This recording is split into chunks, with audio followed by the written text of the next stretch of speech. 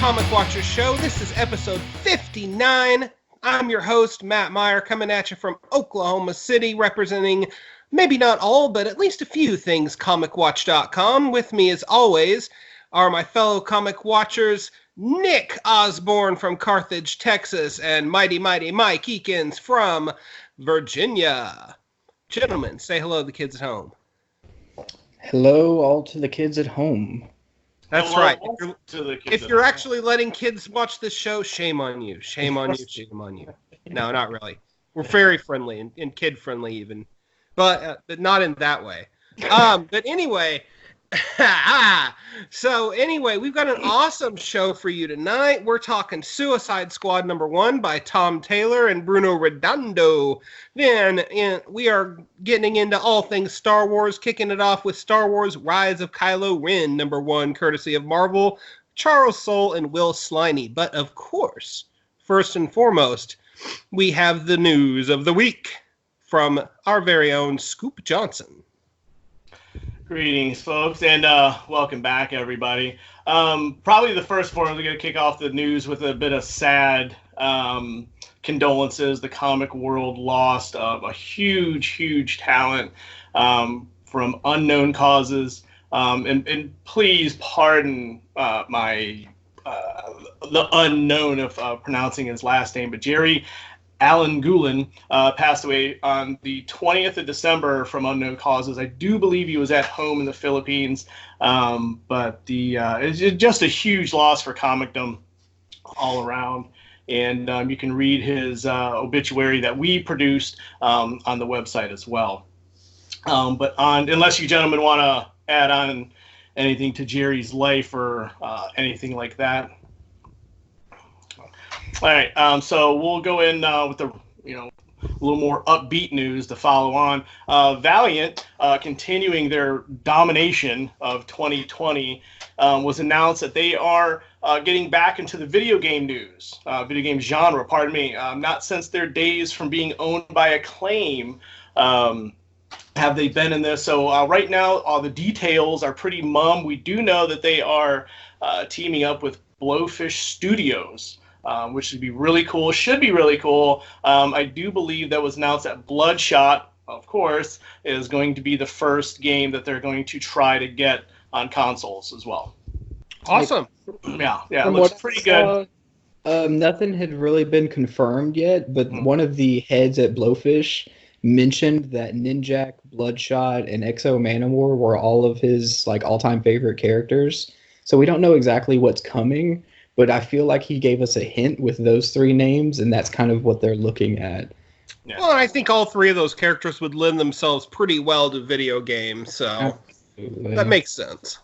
Absolutely, especially something like, you go with Eric and Exo Manowar and stuff like that. Just his whole world is ready for a console. Yeah. I mean, it's long overdue to get Exo Manowar on a disc. Yeah. Real quick. Marvel news, Marcos Martin is doing a bunch of covers for X titles, doing a tribute for Chris Claremont, and got New Mutants, Wolverine, X-Force, X-Men, doing that for the, I just totally forgot. Wow, that's horrible. For, what is it? God Loves Man Kills? Thank you very much. I didn't want to screw that up, so I'm like, what? No worries. That's what we're here for. Help each other out. Thanks. So check those out as well. New Marvel book coming out, Incoming, is being billed as a mysterious murderer brings together the heroes of the Marvel Universe and who's the murderer, who's going to be the victims. 2020 is going to be rearranged by this. It's one of those exactly, Matt. That's why when I read this, I'm like, not again. I can't take. It's Marvel's bi-weekly event comic. Right, exactly. I get that we're getting a #1 every 6 to 8 months, but this whole meteor lands and poof, Thor is Captain America is Carnage, and what we knew for the past 20 years is not what we know. So yeah, take it for what it looks okay. The covers are good. But it is what it is for that one, and I'll just leave it at that. And of course, always on the website, we got some first looks and some sneak peeks. We got Venom 21 up there right now. Always a great book, always a great title. And Doctor Strange Surgeon Supreme #1 sneak peek is up, and that looks really good. The art looks really good in that one as well. I mean, anytime you get a Doctor Strange book, I think that's worthy of a look as well. Most definitely. Unless you guys have anything else you want to add to the news, any last tweets or anything you saw on MySpace or anything like that, feel free to add. Maybe I missed something. I can safely say I did not see anything on MySpace. No. So, what do we have anything from the week in Liefeld this go around? We do. What's the Rob Father up to? The Rob Father, but so basically, around I think on the 13th or 14th, someone had engaged him with Major X numbers and sales and stuff like that. And of course, he went in with the the book sold out, before they shipped. And he had one tweet. Let me see if I got it right here. I do, where he said Marvel overlooked Major X earlier this year, and he pretty much took on selling an additional 20,000 copies. What? Exactly. Now, listen, no one champions the Rob Father like I do. I've been championing this guy since I was, just a little kid. But, I mean, this guy's, I don't know. I mean, as far as part of me thinks if he wasn't so kind of outspoken, so off the grid on a lot of his things, that this guy just gets attacked. Yeah, obviously, I wonder if he spends more time either tweeting or blocking people. And I don't say that to be in a mean-spirited way, but a lot of people, on his Twitter feed and stuff, really kind of take it upon themselves to kind of go in a direction where if you don't like the guy, I get it. Do something else. Yeah. Do something else with your time. On the other hand, though, and that's totally true, there's always going to be people that are just going to go out of their way to talk shit on him online. It's sure. But Absolutely. on the other hand, he does troll. He does. Like, he will deliberately put stuff out there to get a response. There was one a few months back where he took a kind of wonky close-up of a Todd McFarlane drawing of Spider-Man's foot. And he's like, and people say I can't draw feet. And it's like, dude, just stop. I called him out on it. Yeah. And I actually got more likes on that comment than I have anything else on Twitter. And I wasn't a dick about it, but I was just like, man, get over it. You're better than this. Yeah. Stop trolling. So, all love for Rob. And again, I want to say this every time we do Weekend Liefeld. This is definitely out of love. No, we're absolutely. highlighting his wacky Twitter hijinks. Yeah. To be fair, this is the creator of Deadpool. I don't mind that I'm blocked by the creator of Deadpool. Like, that's the exchange. He's wacky, and of course I see him coming up with this character. Like, he's like a real life version almost, and his trolling and all that goes into his writing too. Like, he knows what he's doing. Oh, he totally knows what he's doing. Yeah, absolutely. It's like you said, with the creator of, Cable and X-Force and Deadpool, I mean, he absolutely knows. Like, I watched a small video on Twitter today that I missed in doing, prep for in week for the Rob Father. But he was on the red carpet for Rise of Skywalker. He was talking about how a X-Force Deadpool movie is inevitable. Marvel has to do it. I mean, we already know we're getting another Deadpool movie. Marvel knows that cash cow. They know anything they can put Deadpool's face on. That's like, DC not marketing, Harley and Joker as, America's couple. But, so it's like he was, and not to spend too much time on Rob and the news because we got to get to our books and stuff, but like, he knows the brand. He knows how to advertise himself, and he's a genius on it. It's like you said, Matt, he knows how to troll to get the name out there and stuff like that. And I mean, to me, that's part of the entertainment of Twitter. Like, when I'm looking for news and stuff like that, I'm like, I need to see what Rob is doing. Other than Kurt Busiek, between Kurt and Rob, those are my two favorite Twitters. I mean, they're both completely different. They're both Monday and Tuesdays, but But yeah, I mean, stuff is so good. Stuff is so good with Rob. All right. Well, thank you for the weekend news. And guys, let's dive into our books for the week. First up, we have got Suicide Squad #1, courtesy of DC, written by Tom Taylor, art by Bruno Redondo. That is the creative team from DC's Injustice adaptation comics, highly acclaimed. So, Suicide Squad #1. We all know the deal. They are villains. They are being forced to work for the government. They have bombs in their head. They are all, in theory anyway, completely expendable. It's been a few months since we had a Suicide Squad book. It's cooled off a little bit. We're catching back up with the squad. We've got Amanda Waller in the house. We've got Harley Quinn in the house. We've got Deadshot in the house. And then we've got a whole bunch of nobodies, including a fellow named Zebra Man. Couldn't make it up if I tried. I love it. I love comics. So they, however, are under the direction of the mysterious gentleman known only as Locke. He tasks them to bring down a self-styled squad of international revolutionaries who are hitting military targets, nuclear subs, that sort of thing, the world over. It doesn't take long on their first mission for things with the quote-unquote worst suicide squad ever, according to Deadshot, to go very, very far south. And that's when the death toll starts. And the book takes a nice little spin at the end. Mike, what'd you think about Suicide Squad? I dug it for the most part. I think with Tom Taylor and Bruno Redondo obviously being back together since Injustice, it's kind of one of those creative teams where you just kind of take it off the shelf and you just take it up to the register because it's like you have to get it. Anything they're on, you kind of have to get it.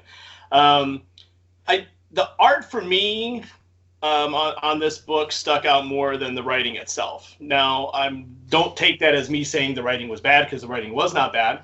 But I think the art stands out more than the writing does. I feel that Tom is marvelous in anything he does, but something in this book was missing, and unfortunately, I don't know what that was.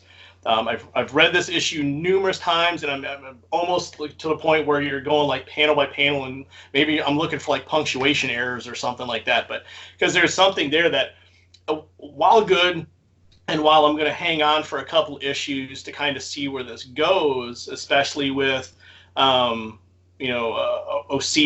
I think she's going to be something in the next couple of issues, especially with her and Harley. I think there's a story there. Locke, obviously, why was, that quick, we got 2 panels of Amanda Waller going, oh, I'm fired. It's Locke's, he's the new sheriff in town. And, and everyone's like, okay. And I found myself like, maybe I missed something, and I'm flipping back, but no, it's definitely a mystery to hook you in. Exactly. Yeah. Cause I found myself like, well, maybe I missed a panel. Like, because that was like a really quick where Amanda Waller was like, oh, I'm fired and I'm going to go to, Five Guys and grab dinner and it's off to you guys now. But no, I think this book was good. And I may get, a couple blasts from this, but I feel Tom Taylor went safe with this storyline. And once again, viewers, I don't mean that in a bad way. The book was well written, but I just feel like the plot was very safe, where we got introduced to this ragtag bunch of people, and then the Suicide Squad comes in, does what Suicide Squad does. Locke comes in going, oh, well, you're gonna kill and you're gonna work for me. Well, no, I'm not. Well, now you're dead. But it was safe, but good. I think maybe for me, the be-all, end-all is probably going to be about 5 or 6 issues in to see where Tom Taylor is going to take this team. How is he going to take the everyday Suicide Squad that we know, like with Harley and Deadshot and Shark, and take these new team of mercenaries, merge them in with the Suicide Squad, and kind of pick his team, and where are they going to go from this? But excuse me. But yeah, I think it's going to be good. Once again, I think the art for me was the bigger part of this book, especially that panel where the shark just ripped that guy in half and he's on the boat, and I'm like, this is marvelous. This is why you read comics. This is great, you know. It's a giant shark man biting a fish dude in half. This is comics. Yeah, right. That's the food pyramid in plain sight. Right. Indeed, there. it is. Yeah, but no, I think overall this book was good. I think even if you don't know the Suicide Squad, I would feel safe in saying this is a good maybe jumping on point. You know, maybe not the greatest, but I think it's safe enough, that word, to where you could read it and go, well, do I need to go issues back? Not really, because the storyline where Tom is taking this is completely fresh and new, albeit a bit safe. But I still think this is going to be something that, you know, folks are going to talk about. You know, I'm going to go on a limb and say this is probably not going to be the last Suicide Squad book that Tom Taylor does that we do on the show. But overall, I would definitely recommend this book for folks that are new to Suicide Squad, or obviously, you know, folks that, you know, love Tom Taylor. I was sold just on Taylor and Redondo teaming up again. To be honest, I'll say that's the one and only reason I, you know, bought this. I'll go a few issues in and kind of see where we go from there. But overall, I like it. I dug it. Cool. Nick, I think you had a slight dissenting opinion. Let me see if I can make the case, because I think Taylor dropped the ball on this one. Oh. Safe is a good way to say it. And I like how you mentioned, Mike, that it can be a good jumping on point, and you don't have to go back and read a bunch of issues, because honestly, I don't think Taylor went back and read a bunch of issues. This looks like he had an understanding that, hey, the Suicide Squad is some expendable people, but you got to have Deadshot and Harley and take off. And it's like, that's all you get. The inclusion of Harley and Deadshot does feel corporate mandated. Like, of course, you've got to have these characters. And there's like zero, I guess, story given to where Harley is as a character. I mean, just ignore everything of what you've read of her currently, because she's locked up again and back on Task Force X. That's all you need to know. Right. It was. And Nick, how does that possibly correlate to the ongoing Harley Quinn book? I couldn't imagine, really, because she just got out of the trials of Harley Quinn, where she lost her mother, and she's coming out of this phase, and there's a lot going on where she's dealing with basically the people from the Starfires group, who are I can't remember their names, excuse me, Tamarins or something like that, I think is what they're... Tamaranians. Tamaranians. She's been dealing a lot with the Tamaranians because they're the ones who did the trials of Harley Quinn.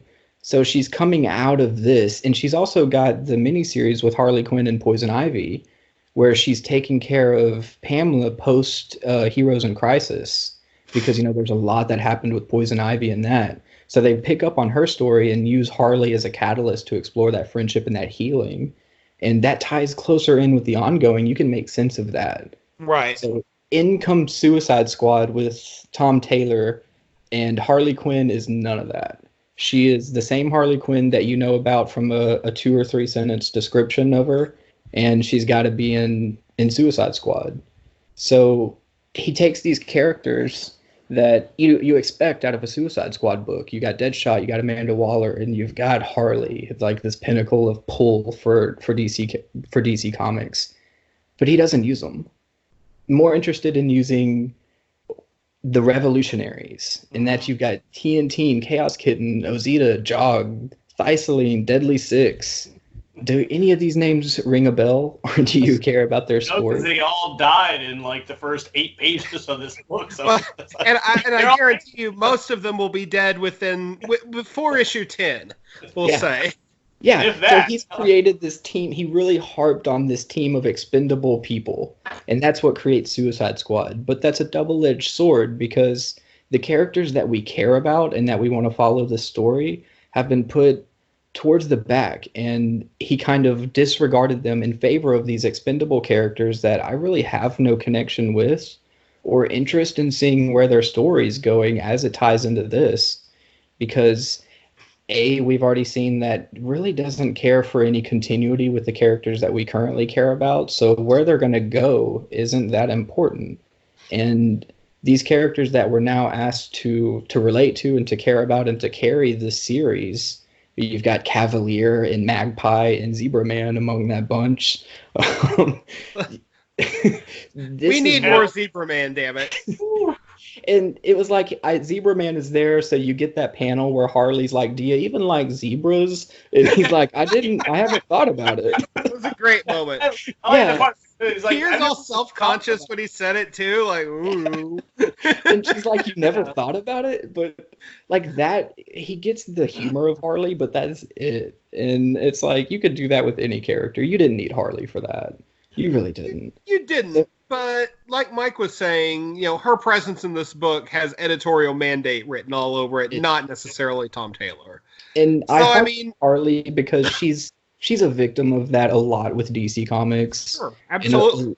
And honestly, if you're a fan of Deadshot, you're probably feeling the same way, because he really got thrust into this as a plot tool, and that's just his point. And now, he's not the character that's pulling you into this book. He wasn't written as that, and I don't think that's what he was meant to be.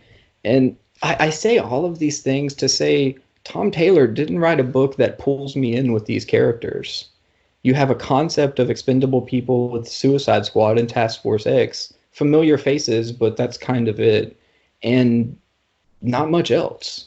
What is there to go on? What is going to pull me back into this next book? Because these characters can all die, and I don't care.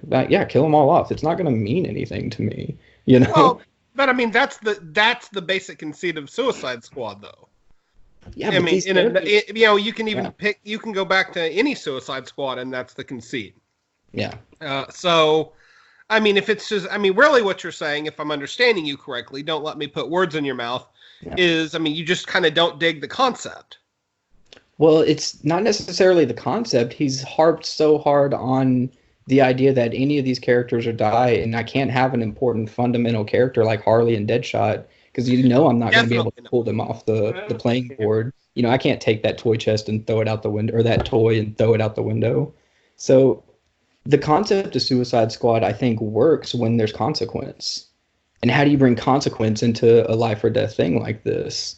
And I don't think that introducing 24 new heroes and then saying most of these are going to get killed, but some of them you might like.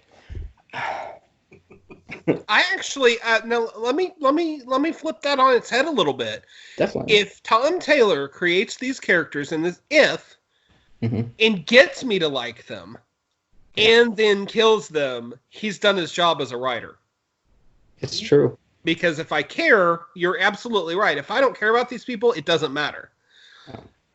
I think, in my read of the issue, that's actually why he kind of works double time to give the Revolutionaries as much screen time as he does. Yeah. Because he wants us to give a shit about them, especially when they start dying horribly by the end of the issue. It feels like they were written to die, though, and I get that. I get that as part of the selling point of Suicide Squad, and here are all these characters, and they have bombs in their head. They're going to explode at random times, and things are going to go wrong. But I would have been more interested if he would have taken a group of characters that had some connection to DC Universe and said, these are the characters that DC is willing to be expendable. These are the characters that we will actually lose. Not, I'm going to make up 24 characters, and those are the ones that are going to lose. Don't worry about Harley and Deadshot. Okay, I think that's legit. That's what I would have really loved to see, because it felt like, you can do whatever you want with this book, and you're using the familiar names as a catalyst to pull them in, but you've shown no intention of caring about these characters or establishing them or pushing their story forward. They're just there for the ones that you want to write, which are crazy characters that nobody's ever heard of, like Zebra Man. And that's not going to pull me back. It's just... Okay.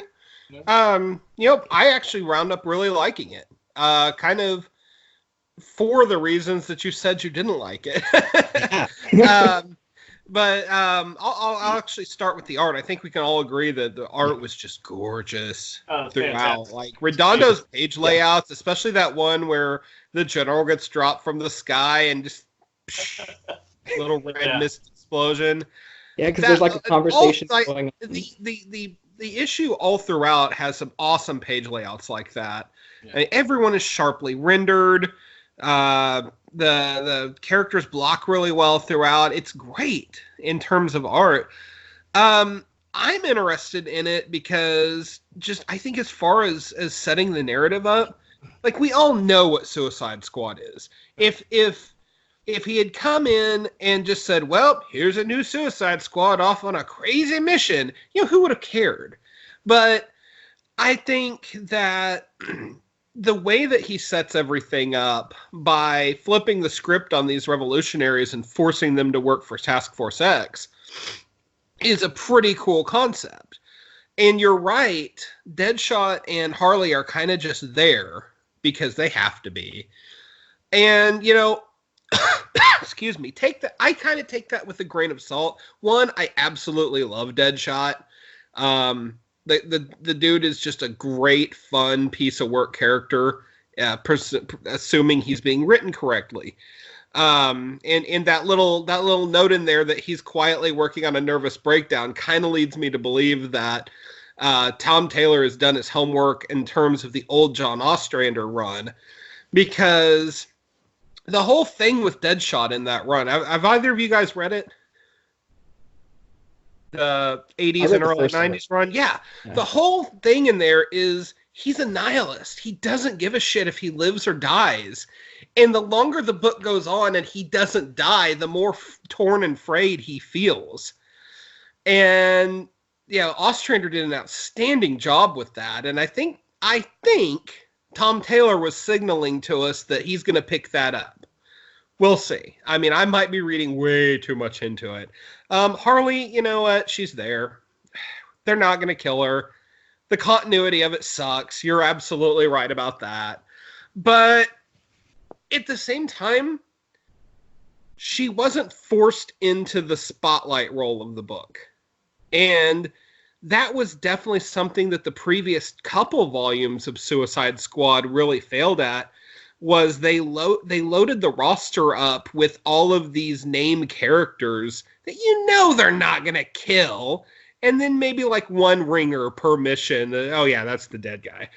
There's some so whereas Harley and Deadshot's fates are obvious, they're not going to kill them. There's so much more to work with these revolutionaries who I'm pretty sure at least by issue 10 they'll all be dead. At least. Maybe one or two of them will stick around for a little while longer. I do love the fact that there's a character named Chaos Kitten running around. Shades of Honey Badger. And just, I want to know more about what happened with Amanda Waller. Why is she out? Why did she quit? She's acting really cagey about it. It almost makes me feel like Locke probably has some kind of dirt on her and forced her out of the position. We shall see. But I was really hooked and really intrigued, and I'm someone that's never really gone out of his way to buy a Suicide Squad comic. So for me, that's a lot. I feel like it's like you guys said, it's very new reader friendly. And as long as you know the basic conceit of Suicide Squad, I think you're good. So we will see what happens. I think Tom Taylor's probably got another smash hit on his hands. Mm-hmm. Kind of goes without saying at this point when you mentioned the dude's name. And yeah, I'm real excited to see where this goes. Guys, do you have any final thoughts on Suicide Squad #1? I guess just hearing, you both talk about it.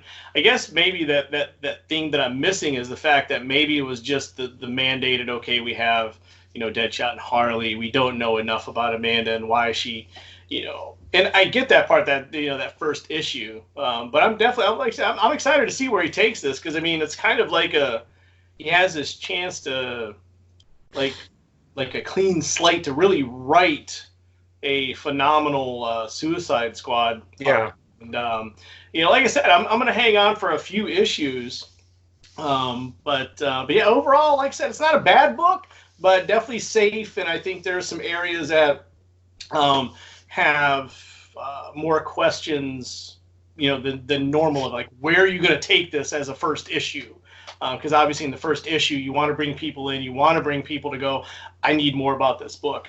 But I think with Tom Taylor's first issue of Suicide Squad, my questions are more shaky, and I'm definitely going into issue 2 going, I'm turning the pages very slowly and very kind of, I'm going to be reserved, but looking forward to it though, for real. Okay. Very cool. All right. Well, book number 2 and possibly a meatier and more controversial discussion shall ensue. We'll see. We're talking about Marvel's Star Wars Rise of Kylo Ren, number 1. Written by Charles Soule, art by Will Sliney. Who is Kylo Ren? How in the world did he become a quote-unquote Knight of Ren? What the heck is a Knight of Ren? What did Ben Organa do after he blew up the Luke Skywalker's Jedi Temple? And how did he get from point A to point B? Basically, what is this guy's backstory? Why is he so emo?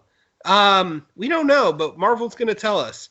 So, I want to preface this just kind of by saying that it's been a big week for Star Wars. Obviously, Rise of Skywalker came out to extremely mixed reviews. We've all seen it. We've all got opinions on it. But man, let's talk about how we got to that point first. Let's talk about Kylo Ren and his rise. And Nick, man, what'd you think about this comic? Yeah, definitely. So this is the story we've all wanted to know since episode 7 dropped, when Abrams introduced the split-second scene of the Knights of Ren, and you get so much storytelling in that little sequence with all these characters, and it wasn't touched on in The Last Jedi. We got nothing. So, was it a missed opportunity? Maybe not, because in comes Rise of Kylo Ren, and this is the missed opportunity that I think was a blessing in disguise. Charles Soule coming in on this book has a story to tell. This is a story that fans have wanted, and oh goodness, did they pull it off. Like, this is really cool stuff. I didn't expect them to have such weight with their story. This is such a fundamental point in this sequel trilogy that is basically the creation of Kylo Ren through the fall of Ben. And this book goes there. This book doesn't hide around it or dance around the fall or the moment of Luke thinking that he can put an end to the rise of Kylo Ren with his saber, and then that betrayal is what really kicks everything off. And that was a very talked about moment from The Last Jedi, how it could have been out of character for Luke.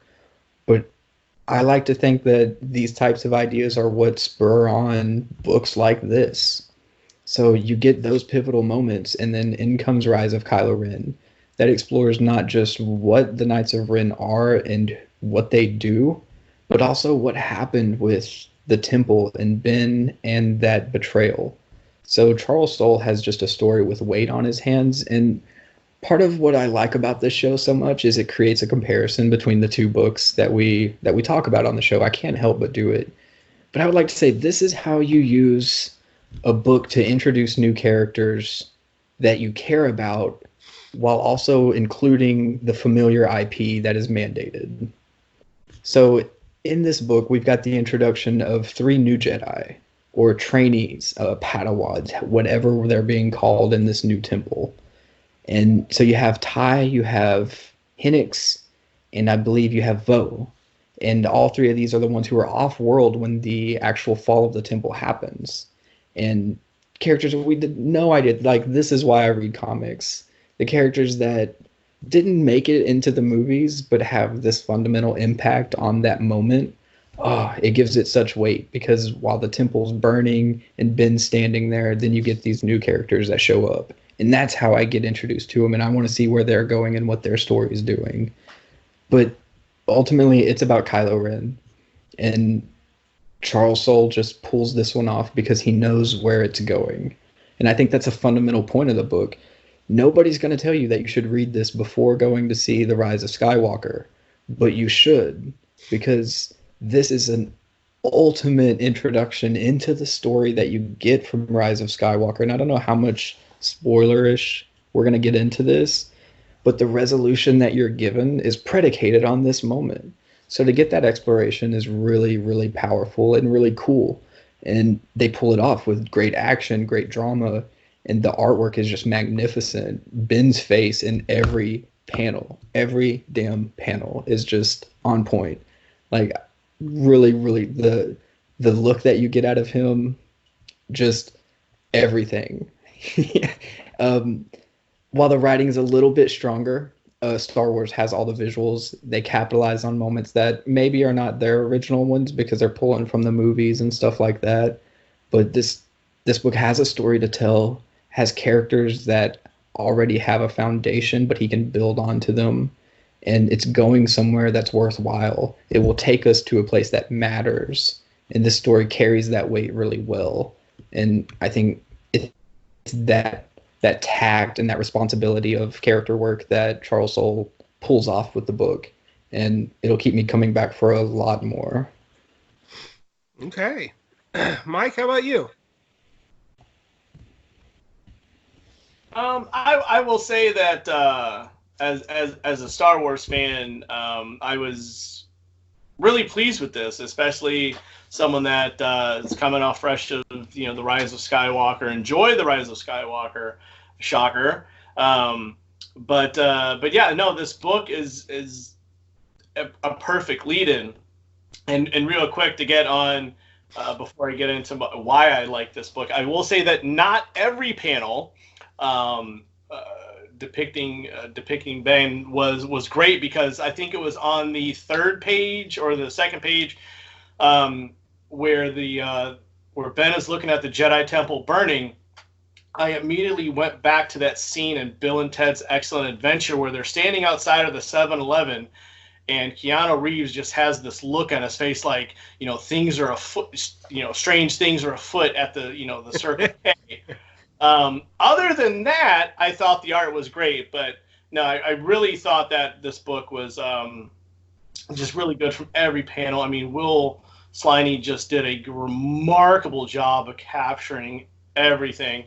But in a sense, I mean, Nick was right. I mean, this is what I enjoy out of a book, because once you have that introductory to a character, like, oh, here's the side characters, but you don't get enough of them to kind of satisfy that thirst.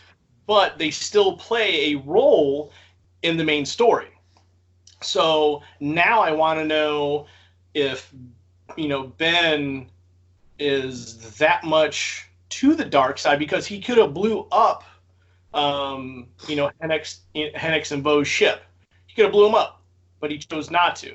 I think they'll be dead by issue 4. And it could be, but they're not dead now, and that's the important thing. I don't necessarily believe it has to be at Kylo Ren's hands. True. Yeah.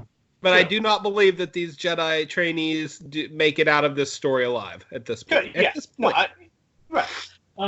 But yeah, no, I think, and the only thing that I didn't, I'm going to say enjoy, but the only thing I kind of was like, was when Snoke and Ben kind of had that son-dad type of embrace, midway through the book. I'm like, that's weird. Like, why would you, why would you hug a Sith? I'm just like, why would you get that close to his grody face? Right. Yeah. I got you. It was so reminiscent of Anakin and Palpatine. Like, they're such a close father-son friendship bond relationship that it's almost creepy. Yeah, I mean, I got that. I mean, we could still have that, because they could have just gave each other some pound or something, or gave each other the secret Jedi handshake or something. You didn't have to embrace.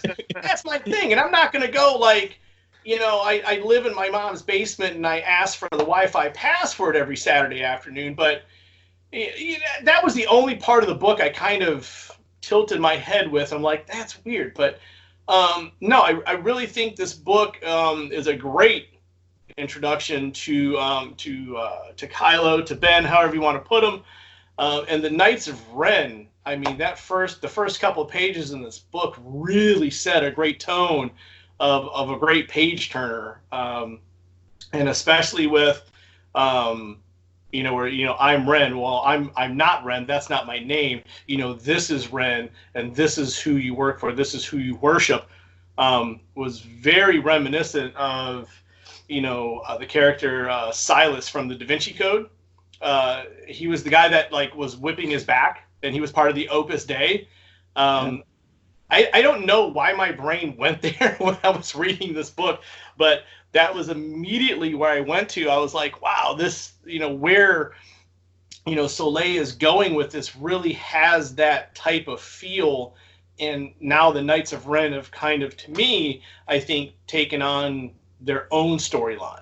This is the rise of Kylo Ren, but the Knights of Ren, now that we know that this is who they worship, and this is where they're going with it, really has me intrigued. Obviously I'm going to keep buying this just to add to my Star Wars comic collection and stuff like that, but overall, even if you're new to Star Wars comics, much like the Suicide Squad issue, a great starting point to jump on in without going, oh, I don't know what happened with this, I don't know what happened with that. But as long as this creative team sticks together, I think this title is bound for a really great Star Wars run. Fans, if you're already a Star Wars fan, you already jumped into the book, you already enjoy it.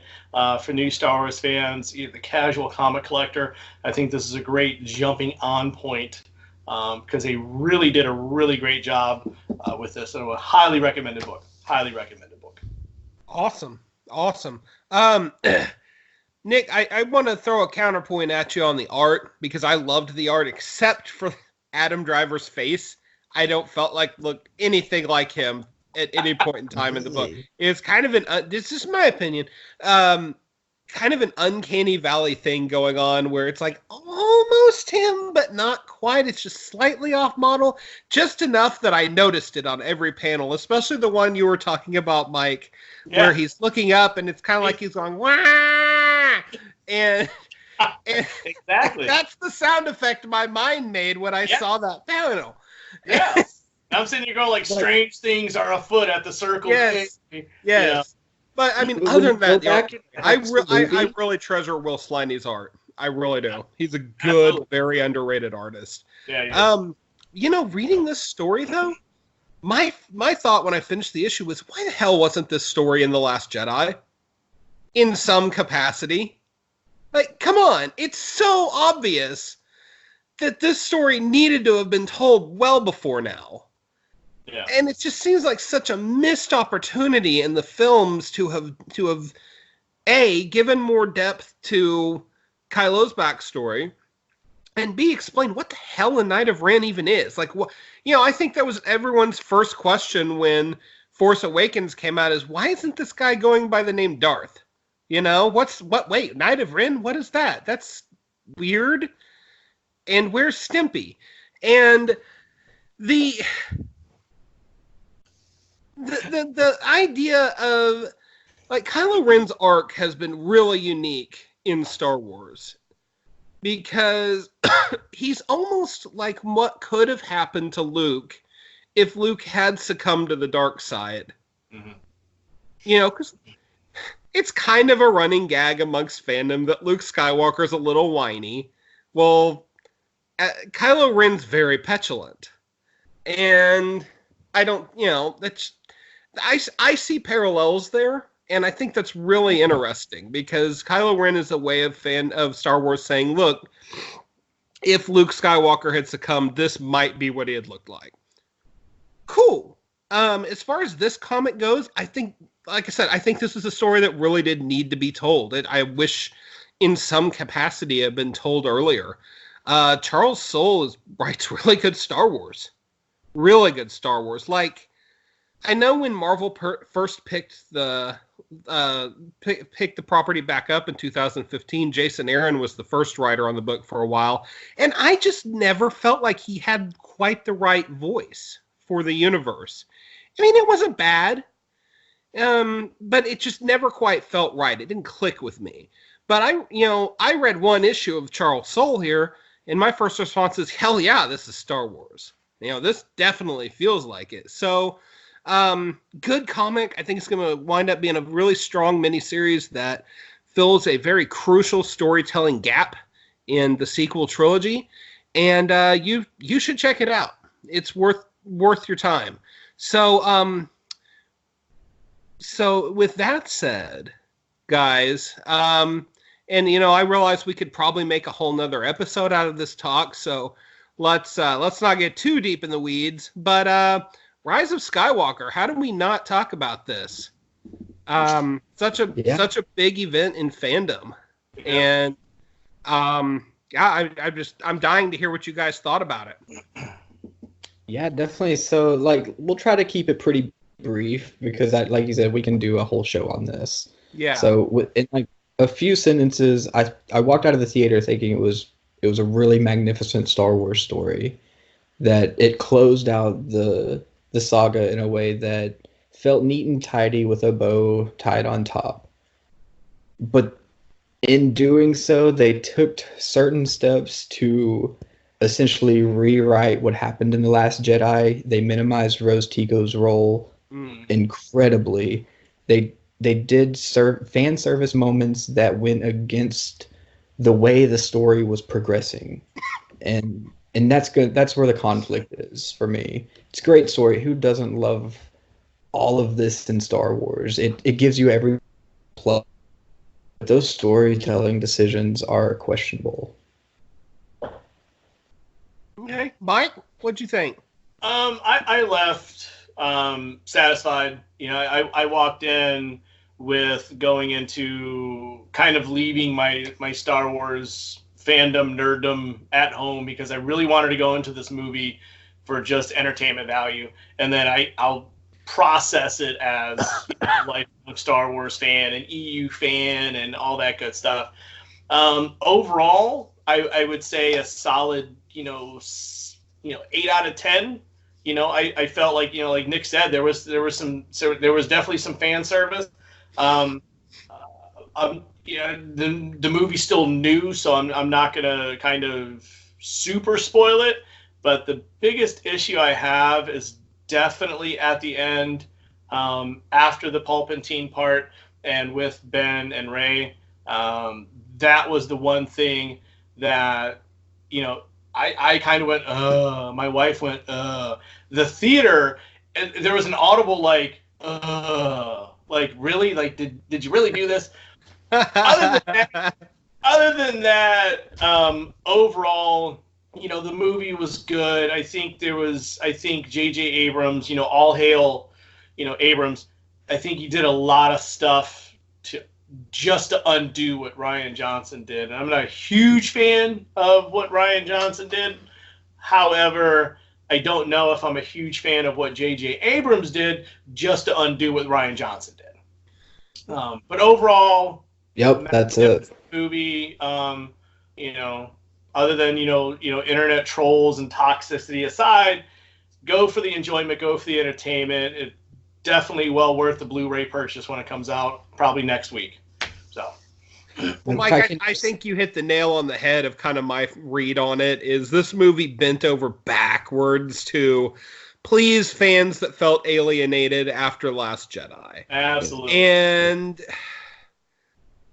because that there's legitimate complaints with Last Jedi, but at the same time, you don't want to capitulate to those toxic fans that are just spewing bile and hate all over the internet, and that's frustrating to me. It's also frustrating to me that Star Wars has become so self-referential, and I know, every other scene, at least, there was some kind of callback to something else. It's like, oh, here we are at the Death Star again. I mean, Rey's entire arc through this was cold, just taken from Luke Skywalker's in Jedi. Absolutely. You know, you've got Lando piloting the Millennium Falcon again. There's so much of that throughout. And it adds up. It takes its toll. And I mean, I would like, you know, the Mandalorian stands out because it shows what Star Wars is capable of, what that universe is capable of in terms of storytelling. Having said all that, I as a piece of spectacle, I enjoyed myself. I did. No, absolutely. And you know, I could sit here and probably nitpick a ton of stuff in that movie. Yeah.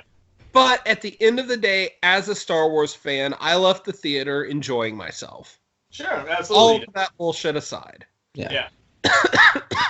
So, Nick, you were going to say something. Yeah, I think that was really the hardest part in walking out of the theater is you can tell the approach to writing in this. Rian Johnson came into the story subverting fan expectations. Yes.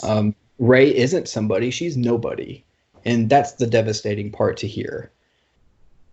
Insert J.J. Abrams in the next one, who's going to deliver on the fan service and the promises that were made in Episode 7, despite the track that Star Wars is now on because of Episode 8. And he completed his vision despite The Last Jedi not using it to catapult into the finale. And this is a clash of writing, and you can see it in the story. You can tell the direction was skewed. And that's what I walked out of it thinking they went out of their way to go back on The Last Jedi. Yeah, absolutely. Yep. Absolutely. And you know that's probably it's almost impossible to talk about this movie without dissecting Last Jedi as well. That could be a whole 2-hour episode of us just doing that.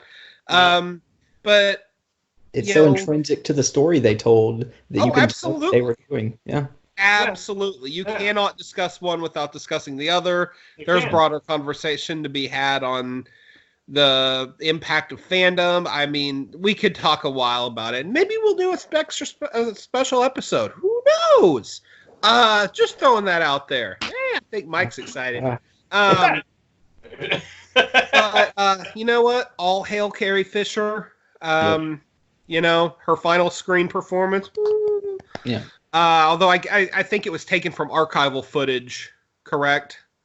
Yes, it was. Yeah. Oh, okay. Yeah, that's what I was thinking.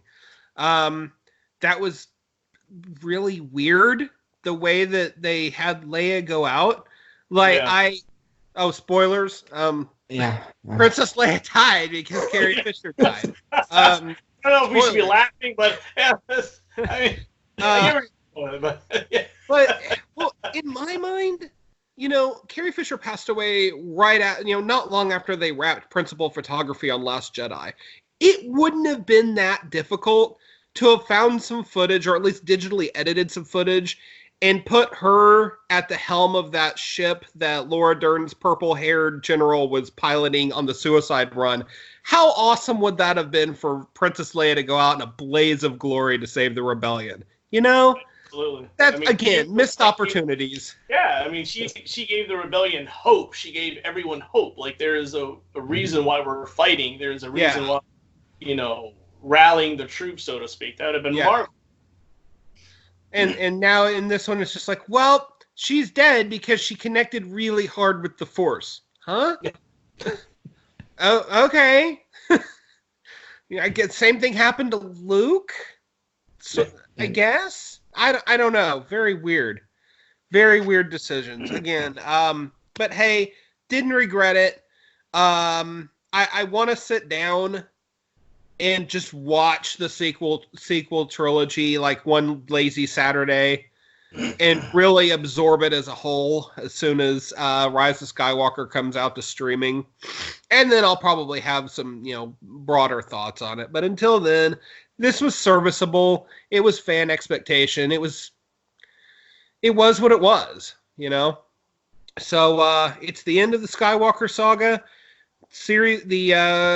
According to Kathleen Kennedy, they're taking a 3-year cooling off period for the franchise. This movie pulled in, quote unquote, only pulled in about 175 million its opening weekend, which is pretty impressive if you're not a Star Wars or a Marvel movie. But far below what The Last Jedi did. But so we'll just see. I think there's probably a little bit of Star Wars fatigue at work as well. Oh, sure, absolutely. So it goes. Till then, we got The Mandalorian and the Obi-Wan Kenobi show and all kinds of cool stuff on Disney Plus. So, guys, it is time for our last segment. What have you been reading? What are you looking forward to? Nick. I have been reading Sandman. Finally. Ooh. Oh, it's so intimidating. What that Neil Gaiman? It's a lot to take in. It definitely is a lot to take in. I think I'm on issue 68 now, so I'm right there. Right in the thick of the kindly, or actually right towards the end of the kindly ones. Penultimate. I'm chapter, right. now I'm that I think wrapping about up the kindly ones. I'm on the last issue of the kindly ones, I believe, before I start the next part. And it's getting real now. So I think 21 through 28, the Season of Mist, are probably those issues are some of the best comics I've ever read ever. Yes. Yes. But the series, I felt like after issue 28, struggled to hit that level of brilliance. Okay. And it's been kind of a wavy ride that's just a lot to take in. This is not a no issue of Harley Quinn that I'm reading here. No. This is something that's you don't speed read Sandman over a weekend. You do not. I've read that series more times than I can count. I mean, I'm always finding new stuff. It's been about a month-long process now. Yeah. And it's very much worth it. It's your meat and veggies of comics. It's substantial. It adds to it. It's timely, and it's beautiful. It's beautiful work. How do you every complaint I'll have about it is a nitpick. So Yeah. What I'm looking forward to, I'm not really 100% sure what we're going into. I'm gonna plug shamelessly our Valiant Watch podcast show, because what I'm looking forward to is Valiant 2020. They're gonna dominate. They've got Bloodshot coming out with Vin Diesel. They got games coming out. We've got Exo Manowar, Ninjak. We've got so many new series coming out. It's gonna be a good year for Valiant, and just dive in now. Cool. Mike, what about you? What have you been reading? What are you looking forward to? Looking forward to just my normal Venom 21. Continue on with that series. I believe 21 comes out Christmas Day. Yes. I believe so. That's what kind of I'm on the hook for. As far as reading, I've been going over the Count Crowley series, which is by David Dasmalchian. I know I probably sound like a broken record to everyone that watches this podcast and stuff, but I cannot not stop talking about this series. Issue 3 just came out on the 18th.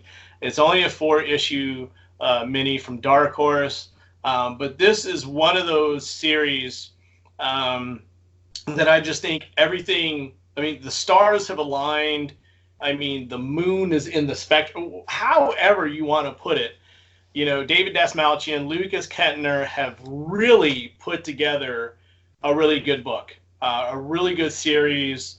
If you're into the ghoul stuff, even if you're really just into reading about someone whose life is worse than yours, with Jerry Bartman, which is the star of the show, read this series, read this book. It's really, really good. It's really just marvelous. As far as what I'm kind of also reading, if I may plug an older book, The Helm from Dark Horse, was basically kind of, I guess, resonates with especially me. If you were to find like a helm and it would grant you superpowers, but all of a sudden the helm, when you put on, and the helm's like, no, I see what you are and I see what your life is. I don't want to grant you superpowers because you're pretty much kind of like a loser dude. So I'm going to go and beat feet. So, wow. It's an older series. I want to say maybe around 07, 08 from Dark Horse. 4 issues, once again, just like Count Crowley, but really good stuff. it's one of those things. I'm kind of like in a phase right now where I'm just reading stuff. I'm just really just going into boxes right now and just kind of grabbing just arcs and just stuff I haven't really visited in a while. But The Helm, Count Crowley, looking forward to Venom. Just the normal stuff that I normally read, probably like in a vicious cycle, but it's a fun vicious cycle, so it's good. Nice. Well, for what I've been reading, I would be remiss if I did not mention DC Black Label's Harleen #3, wrapping up that miniseries. Fantastic. Yes. I don't care how sick you are of Harley Quinn. I don't care if you think you know everything there is to know about her and her relationship with the Joker. You need to read this comic. It is beautiful. Full stop. This thing needs to win Eisner's. Period. Period. It's her defining origin, definitely. I mean, it's just jaw-droppingly gorgeous. The art, the storytelling is so spot on. Just please do yourself a favor and read this book. I don't care about the price tag. I'll send you money, okay? Just buy the damn thing and read it. I won't really send you money. But what I'm looking forward to, man, we've got a new Thor #1 next week, courtesy Donny Cates and Nick Klein. I'm looking super forward to. We've had 7 years of the Odin Son under the watchful eye of Jason Aaron. It's time for the first time since 2012 another writer to take up the mantle. I'm very excited to see what happens with that. And I also want to take a second to plug this coming week. Now, this week is weird because once every 7 years, New Comic Book Day falls on Christmas, or rather the other way around. And so nobody's really putting out anything. But DC is releasing some trades, and I would be very remiss if I didn't put a gross plug for Birds of Prey Huntress trade paperback by Greg Rucka and Rick Burchett. The original miniseries came out in the wake of No Man's Land about way back in the year 2000. It is criminally underappreciated. It was originally packaged as Batman Huntress Cry for Blood, but it's about as definitive of a Huntress story as you can possibly get.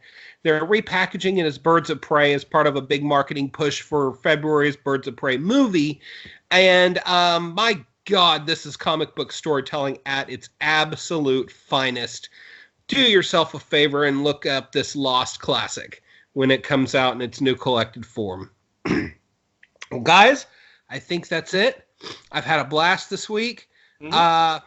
And let's do it again next week. I think we shall.